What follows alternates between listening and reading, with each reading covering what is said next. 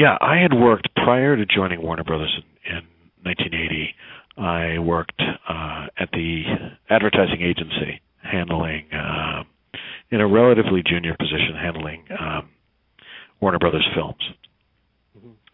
So, and prior to that, I've been in the movie business since the age of 18, really, having worked my first job at a drive-in movie theater. So it was hard not to be aware of Kubrick as a filmmaker, and being surrounded by movie people from exhibition on up through distribution and into production. You'd always heard things about Stanley's movies and his his style of working. And he had a wonderful relationship, at least it seems like this on the outset, with Warner Brothers. I mean, unlike any other director. He was. Isn't that correct? He did. And, the thing was that you had to be blessed. You had to be sort of blessed by the guys he trusted. And I was 25 when I first went there. And, what did I know? And Joe Himes was sort of a legendary publicist at Warner Brothers who had a really a lifelong or certainly career-long relationship with Stanley Kubrick. Essentially did that for me. He said, Stanley, I want you to meet Don Buckley. He's going to take good care of you. He's our guy in New York. And this is after George Nelson, who had previously run the Warner Brothers office in New York, had retired. And then I was sort of blessed as Stanley's contact in New York. And the reason it was important is because the time difference. Two things: the time difference between London and New York, obviously, is better than that of London and Los Angeles. But also, he's a New Yorker. He mm-hmm. liked New Yorkers, and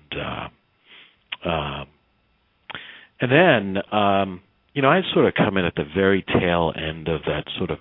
There's just a great period at Warner Brothers where our division, marketing division, and that office in New York was very powerful because of its relationship with Steve Ross, another legendary guy, the head of Warner Communications, who sort of used our office and depended on that office as to help with the care and feeding of great talent, artists and actors and directors and so on. So it was really a wonderful thing to see, especially as a wide-eyed 25-year-old come into that. All of a sudden I'm being mm-hmm. introduced by telephone, by the way, to Stanley Kubrick. So but you had to have had a preconceived notion about what Mr. Kubrick would be like. So what surprised you about him in those initial interactions with him?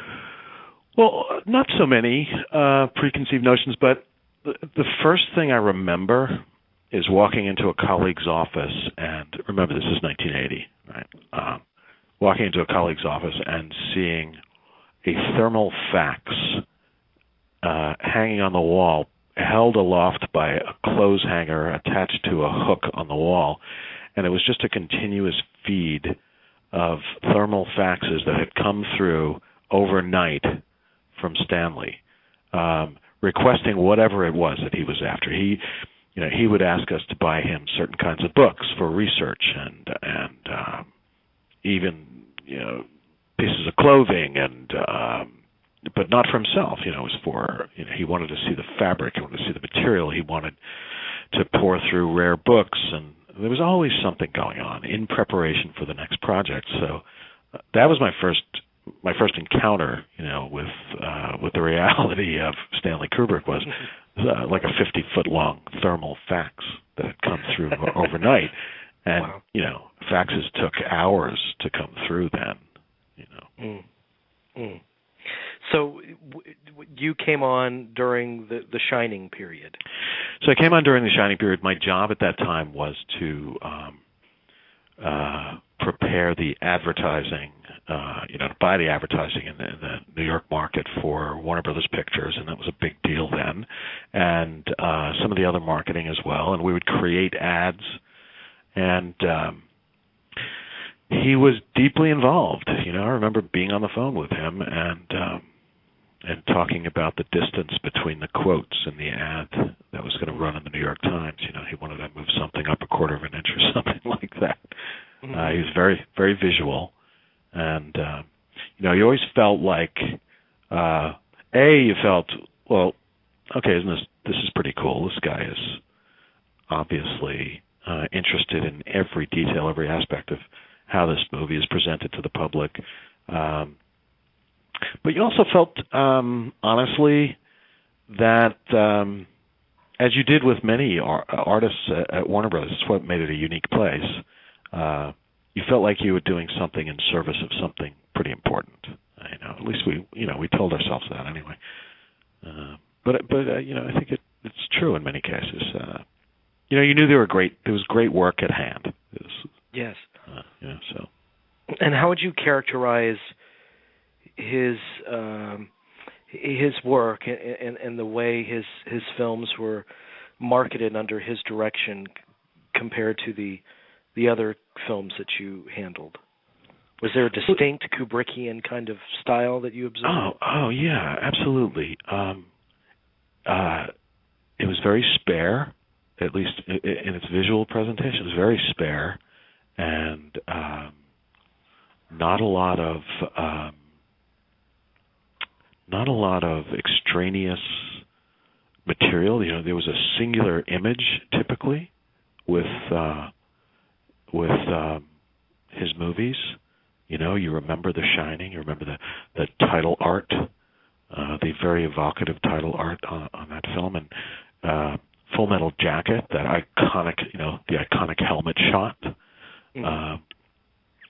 There's always very, very simple, evocative looks, and he worked obviously with many people to achieve that, but I think it always sort of sprang forth from his thinking, and even that that attention to detail, which in something as simple as a print ad, was all about how it was going to be perceived and presented, and how he wanted it perceived and presented.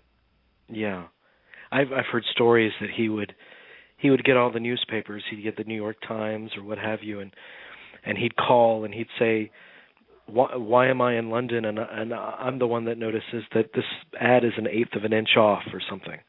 Yeah, I got calls like that. I would get calls like that at home, because you had my home number, and you'd get calls about some things that weren't even your responsibility. I think it was on The Shining.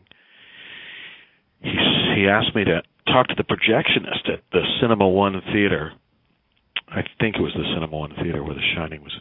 And he asked me to talk to the projectionist and get the throw, the distance between the projector and the screen. So of course I did. I think I went over there physically and I talked to the projectionist, and he gave me a number, and I'd call Stanley back, and so I talked to Jack over at Cinema One, whatever his name was, and it's X number of feet, and he'd say, yeah, that's right. And I never knew why, but he knew already what the throw was. Maybe he was concerned that the projectionist knew what the throw was. I don't know, but there were lots and lots of those kinds of things that happened over the years. Well, he was very particular about the presentation in the theaters, and he knew the strengths and weaknesses of each individual location in a lot of these areas. He did, yeah. And there are stories, sort of legendary stories of, how he poured over the video transfers of his films, and was meticulous about aspect ratio and presentation. So I mean, it's all of the same school of thought. It was all about visual and the presentation, and he's a photographer, right? In the beginning, he was a photographer, and I don't think that ever left him. He was always composing. Mm-hmm. Mm-hmm. Now, how early in the process did he dedicate his time and thought to the marketing of the films? I don't remember it being that early on, but we were always involved in a lot of preparation during production.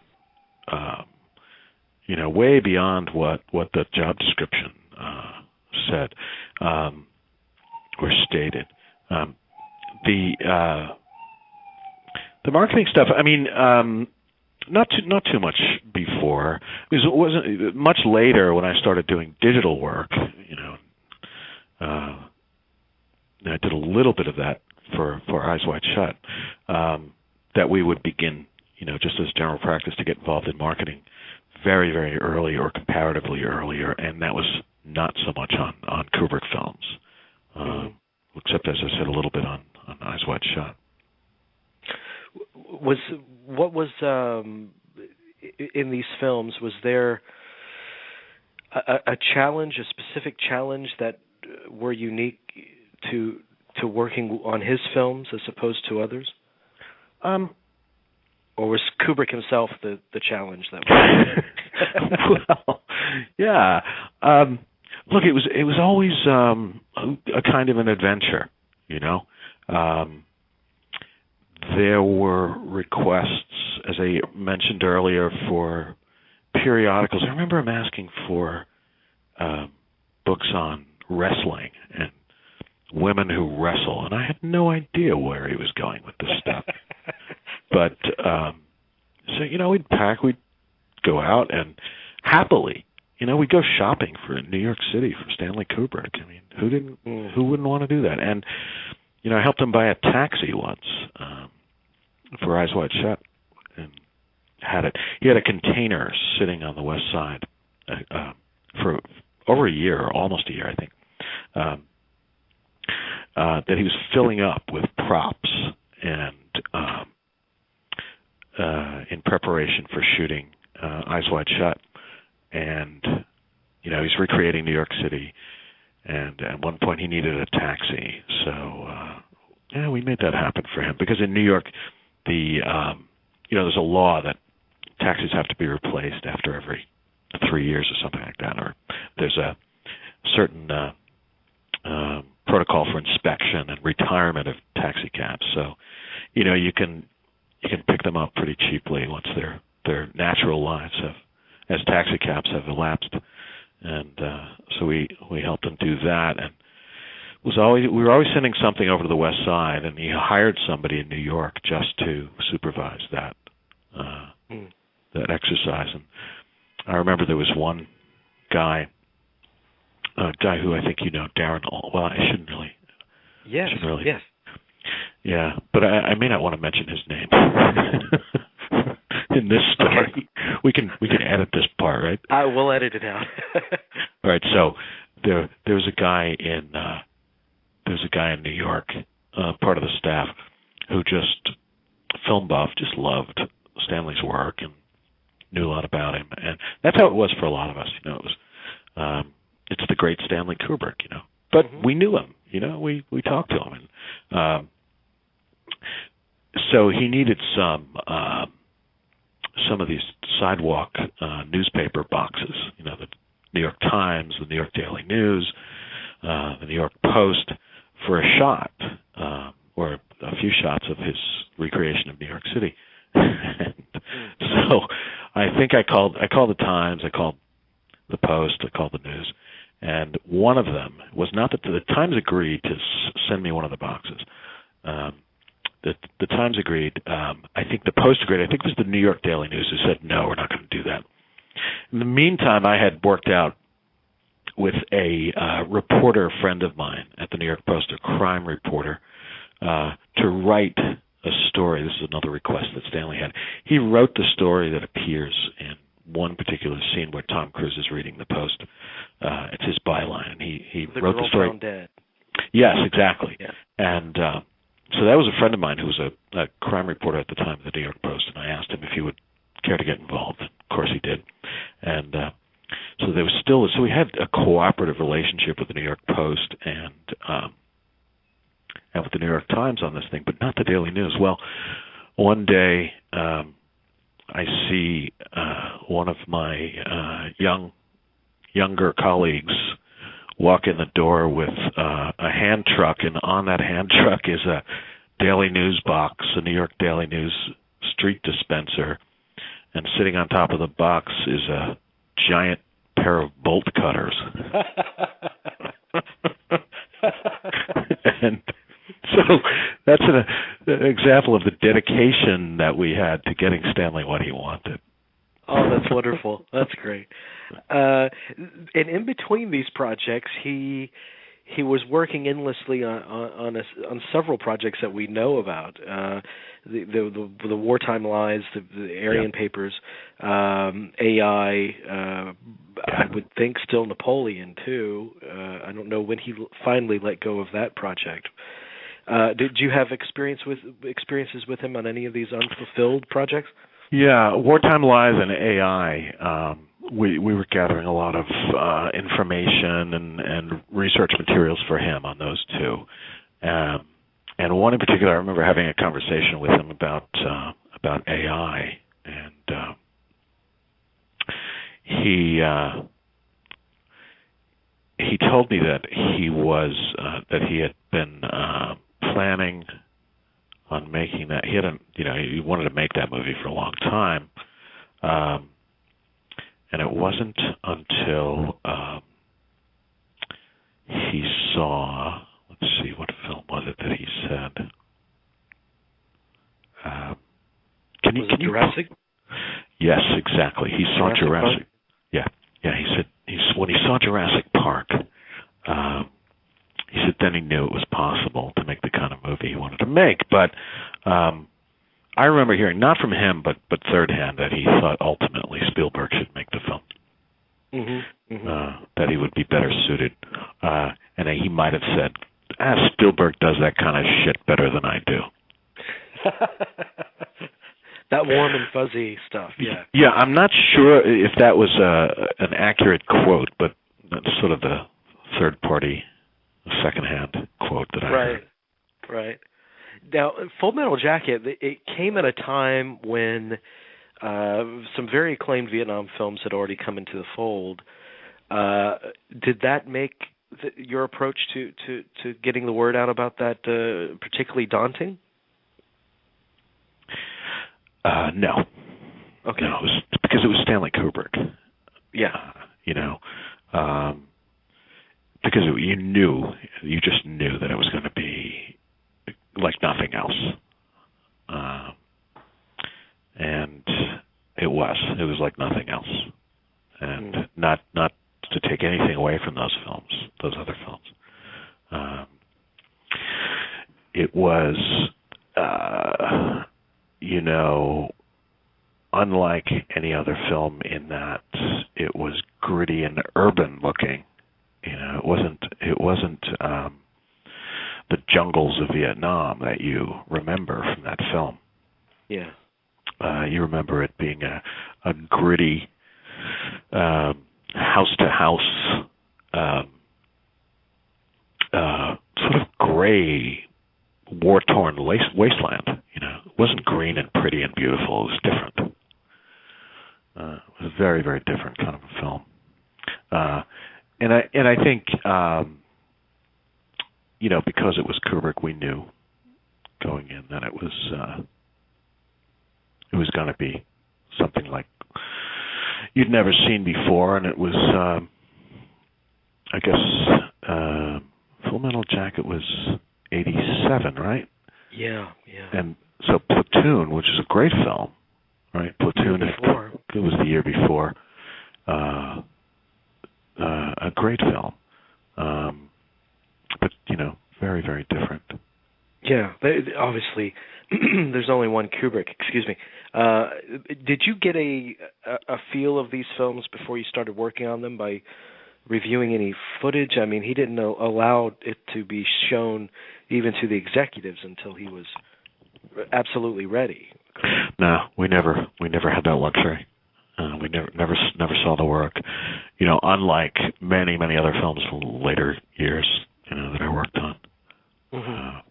We never had a sneak peek, and it was always somehow made it that much more exciting when we finally did see them. Yeah, I would imagine. Yeah. I have one more question about The Shining because it's been discussed a lot in these interviews. It seems to be, and The Shining. It's shocking to me that the two films that I'm finding our guests have the most kind of varied interpretations of from Kubrick's career are The Shining and Eyes Wide Shut, but particularly The Shining, and it all. A lot of the conversations we've discussed that alternate ending that he cut out. Now, were you privy to that point in time when he said that he wanted to cut that ending out? No, that was, you know, because I was new. I was the new guy in town. And by the time I joined Warner Brothers, the movie had, I think, I don't remember the specific release date for The Shining. But of course I could look at it. December 80, or it could have been a summer movie. I forget which. Well, let's see. I came, here, let me just check. I came in July of 1980, and I seem to remember that the movie had already opened. Or it was right, the opening was right on top of my arrival. Although IMDb and everybody's not giving me the date, it's just giving me the year. Here it is. Yeah, May 23rd, 1980. So that's about right. The movie had just opened, and I came in July, and that's pretty great, you know, that a movie is still being marketed a couple of months after it opened, or 6 weeks after it opened, you know. So I was thrown right into it. But so to answer your question, no, I had little to do with that stuff. I barely had a relationship with him at that point. I was just starting to build it, you know. But he always tinkered. I mean, he tinkered on and on past the release of the film. I mean, he really cared about all markets that the film played in. Oh, I remember there was, he cared about all of them. I remember getting a phone call at home. There was a family barbecue going on, and he asked me to hold up the phone to the television at that moment, because on Entertainment Tonight, there was some kind of a story about, might have been Fear and Desire. Not sure if it was Fear and Desire. Might have been. And he knew about it. And he wanted to hear what the report actually said as it was being said. It was either Fear and Desire or Pass of Glory. Might have had something to do with its presentation at the George Eastman House or something, but it was not unusual to have dinner interrupted by a phone call from Stanley in the middle of the night. I heard a great story about him calling the great cinematographer Gordon Willis in the middle of the night. It was something like 2 or 3 a.m. And Gordon Willis is very. I mean, he speaks his mind. He's kind of unafraid, and he was probably a little short-tempered, being woken up that early, that late at night. And so he put on his glasses and went downstairs and said, "Okay, Stanley, what do you want?" He said, "That shot in The Godfather, which lens did you use?" And he said, "You got to be kidding me." He was he had the world at his fingertips, didn't he, Mr. Kubrick? I mean, he did. He had it all there. Wow. He did. One I mean, I have many stories, but one in particular comes to mind during the pre-production for Eyes Wide Shut. He called me and he said, "So, if a lady goes into a doctor's office for an examination, do you think he brings a nurse with him?" And I said, "I think so. I have no idea. A female nurse. I said, "But I could ask my doctor, and I knew because my doctor at the time was as precise a physician as I'd ever met, and I knew that his precision would perfectly match Stanley Kubrick's precision." Mm-hmm. So he said, "Can you have him call me?" so the next day, I stopped by my doctor's office and I explained that the great film director Stanley Kubrick would like to speak to him, and he said, "Okay, that's fine. Give me his number." Like it was nothing. Like he was getting a call from the local pharmacy. So they worked it out. The two of them worked it out, and I saw the doctor later, and I asked him how it went, and Stanley later told me, I think, a similar story about the doctor's answer was,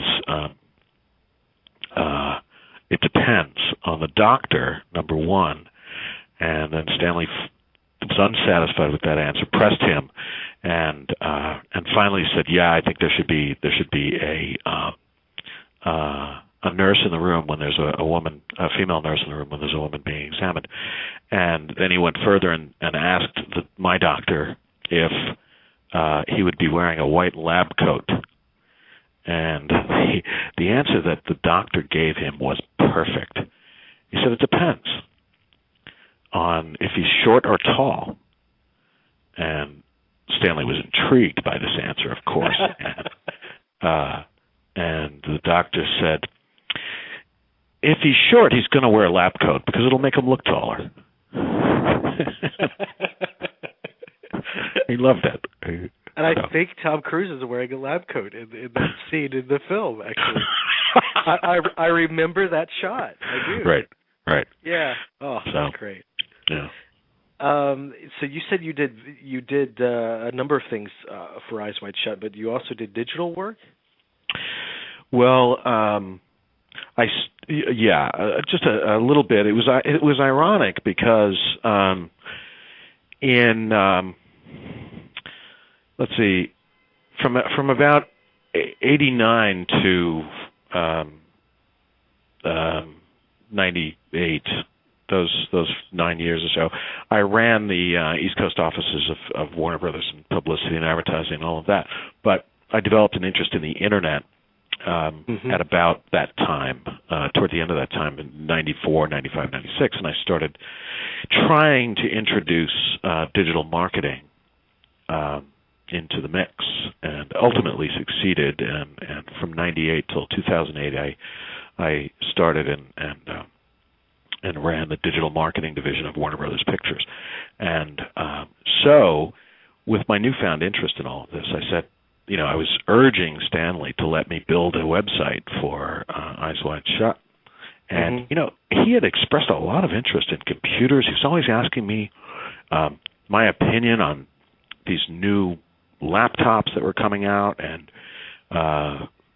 he asked me, very detailed questions about what sort of computers I liked and what I used, and would I pick this up for him or that up for him, and so he could experiment with it and so on.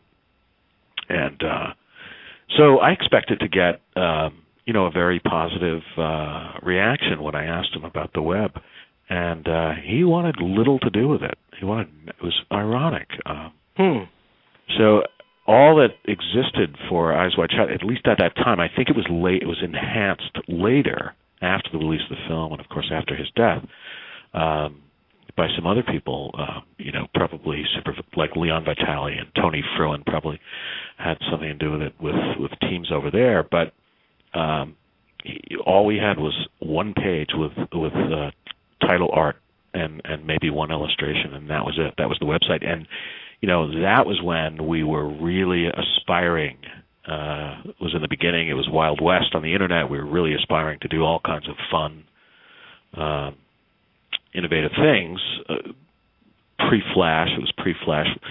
Later on, we did much better things. But it was an exciting, interesting time, and I really wanted to bring that to Eyes Wide Shut. But no, he wanted nothing to do with it.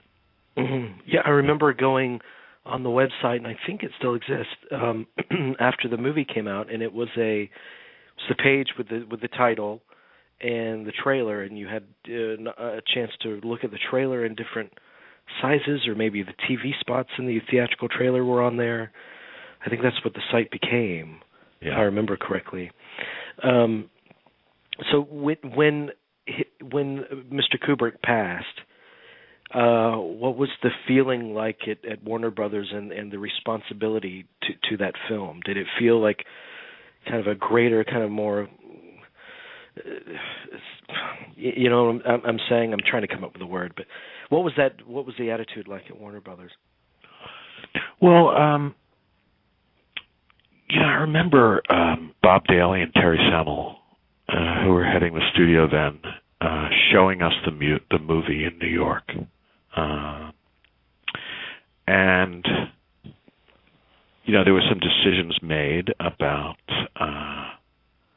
the final cut of the movie that at the time I think were somewhat controversial. Mm-hmm.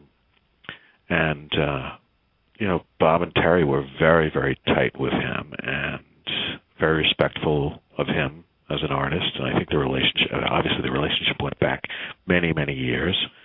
And I think the family was consulted. Christian was consulted on how the film was finished, and Jan Harlan played a great role in the final touches. And it was bittersweet. We were seeing, we had great anticipation, but we were saddened by, his untimely death, to use a cliche. But for me personally, it was a little more bittersweet, I think, at least from my own perspective, because, here I had never met him. All those years, I'd never met him. I was talking to him for all those years since 1980, and I was scheduled to go to England, I guess, on some sort of business. It might have been Harry Potter. Was just starting up, and I was gonna go over to his home and where he did everything, and meet him for the first time. And my trip was scheduled for April, and he died in March. So I know. Did it feel like? First of all, as a film fan, it feels like an emptiness for all of us, because we knew we weren't going to get any more Kubrick films. But for you particularly, I mean, someone that was used to getting calls at any or all hours of the day, at night, from Stanley. I mean, did you? You had to felt a certain kind of emptiness there to know that you wouldn't be interacting with him. Yeah, I mean, we weren't friends. I mean, I was somebody who worked at Warner Brothers, who he trusted, I guess, to a certain extent, like other people there, and you felt good about that. You felt like you were doing something meaningful, and you were honored by that. And so, from that perspective, and he had a great sense of humor, and he would joke or kid around with you, and gently mock you, and but. So it was cordial. But we weren't, personal friends or anything like that. Right. So it was always very professional. But yeah, you felt like any, you felt like a great artist had passed through your life, and he just wasn't there anymore. And fortunately, he'd left this great body of work, and people can debate. People can debate the films for years and years and years, and they will. Some like them, some don't. But I don't think anybody denies that he's, one of the most influential filmmakers of the 20th century. And we were all very lucky to have played a small part in all of that. Yeah. What's your favorite of his films? Which one means the most to you?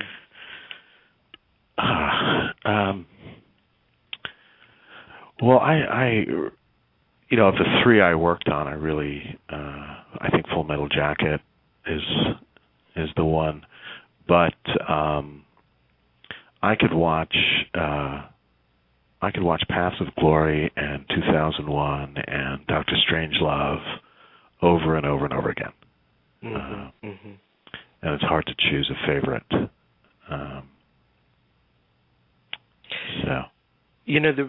I just have one more quick question for you, and the reason I ask is because this still comes up a lot. You said that there was a point of controversy at the time of release regarding Eyes Wide Shut and the cut, and we've talked to so many people involved with Mr. Kubrick, including the gentleman who supervised the digital process. And he put a lot of the rumors to rest. But was there much of a significant difference between the original cut that you saw and the one that was eventually released? Oh, I never saw the original cut. I only saw the release cut. Okay. Yeah. Oh, okay. Yeah. All right. And I just went to the website. It's the same website that was there. It's the same exact website. This is what he let me put up. It's exactly the same. Is it Eyes Wide Shut? It's eyeswideshut.com. Huh. And it's copyright 1999 Warner Brothers. Wow. Isn't that great? And there's a link to Christiane's. Okay, I see that too. That's it. Yeah. I think he probably would have embraced it. I mean, later on. Later on, I think so too.